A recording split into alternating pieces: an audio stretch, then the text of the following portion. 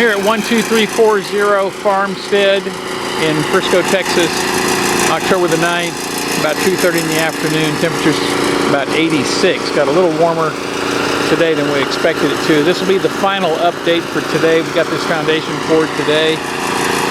Estimated it to take about 230 yards of concrete. Wound up taking a little bit over 280. And there's reasons for that.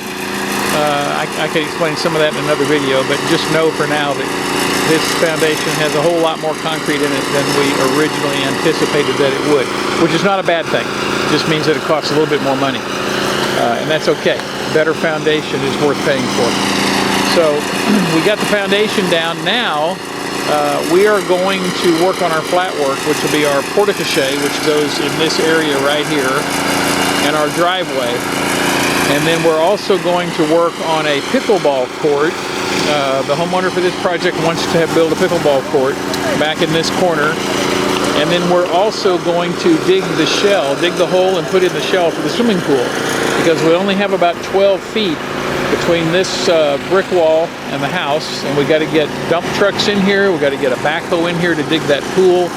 We got to be able to spray some gunite or shotcrete in that pool. And so we don't want to start framing until we've got that done, so that none of that will be in the way. None of the framing will be in the way.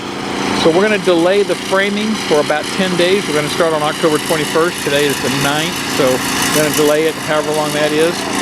And get the swimming pool dug, get the gunite poured or sprayed in the swimming pool, and then get the pickleball court done and get our flat work put in. And then we'll be off to the races. We got winter coming on. And because of that, we want to make sure we get our flat work in so we have a dry space for everybody to get in and out of the house without tracking in mud. And that is our final update for today.